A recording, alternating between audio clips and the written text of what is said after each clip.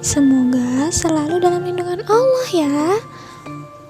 Kenalin, udah kenal belum sama aku? Namaku Rara.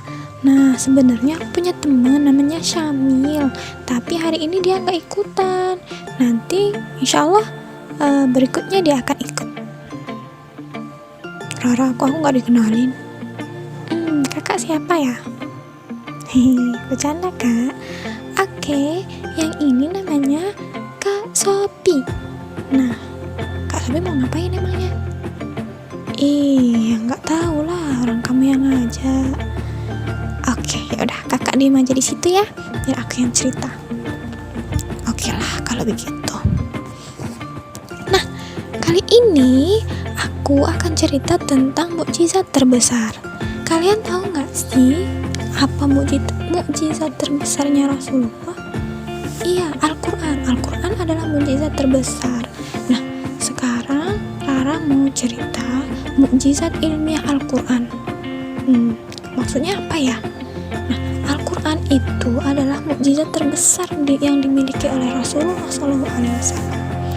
Al-Quran telah menjadi sumber rujukan bagi ilmu pengetahuan modern. Iya. Nah, di dalam Al-Quran terdapat banyak sekali ayat yang meliputi berbagai cabang ilmu pengetahuan. Nah, dalam Al-Quran juga ada ilmu biologi, kedokteran, kemudian anatomi tubuh tuh, terus nutrisi, ekonomi, kelautan, bahkan laut pun dibahas di dalam Al-Quran. Nah, di dalamnya juga ada ilmu komunikasi, arkeologi, agronomi, geografi, sampai astronomi. Astronomi itu ilmu tentang bintang. Semua ada di dalam Al-Quran, ya kan? Nah, terus pada masa lampau ilmu-ilmu itu masih belum terungkap dengan baik. Saat ini banyak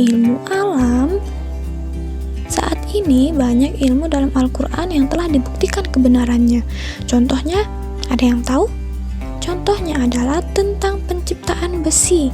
Dalam Al-Quran ada sebuah surat yang dinamakan surat Al-Hadid, yang artinya besi. Sekarang tahu ya teman-teman, di dalam Al-Quran itu ada yang namanya surat Al-Hadid, yang artinya adalah besi. Nah, besi adalah logam yang bermanfaat bagi manusia. Namun unsur besi tidak terbentuk dari bumi.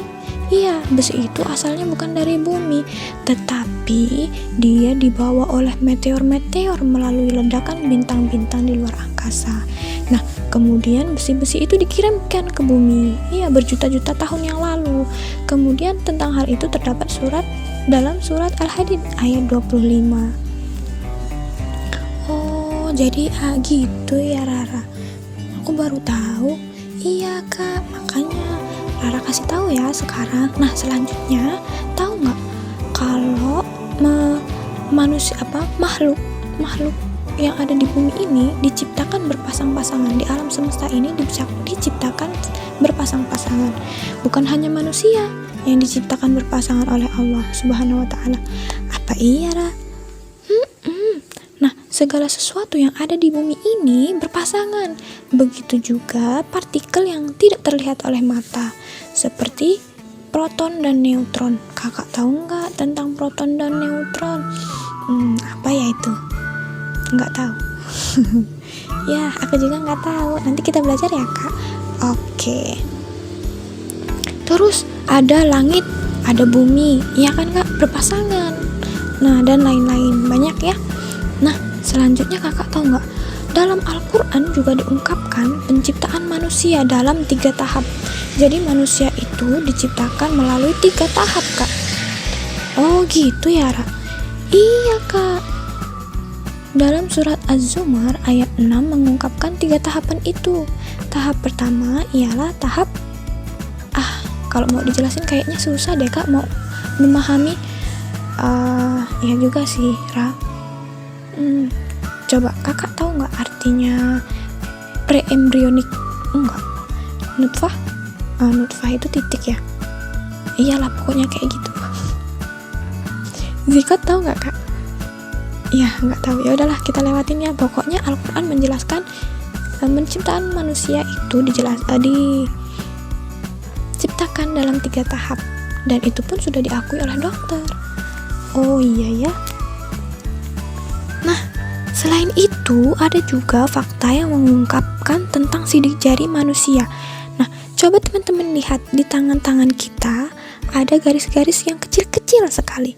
Dulu sebelum kita mengetahui pengetahuan modern, ya, sidik jari ini dulu dipandang tidak ada artinya.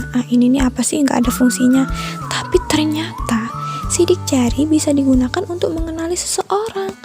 Nah, sidik jari itu sangat unik. Tiap orang memiliki kode sidik jari yang berbeda-beda. Nah, selanjutnya ada pula tentang fakta relativitas waktu.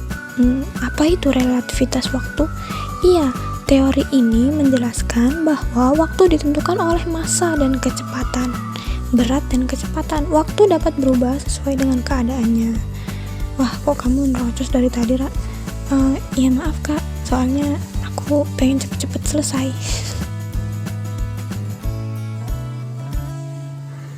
Nah, selanjutnya fakta apa lagi coba? Ada yang tahu? Fakta tentang gunung yang bertebaran. Gunung-gunung itu tidak hanya memperindah pemandangan. Dalam ilmu geologi, gunung berfungsi sebagai penyeimbang bumi dari guncangan. Oh, jadi fungsinya gunung-gunung itu untuk menyeimbangkan bumi ya. Kemudian yang selanjutnya, Al-Quran juga mengungkapkan fakta tentang laut. Di dalam laut, cahayanya hanya bisa masuk sampai kedalaman 200 meter. Selebihnya, keadaan akan berangsur-angsur menjadi gelap.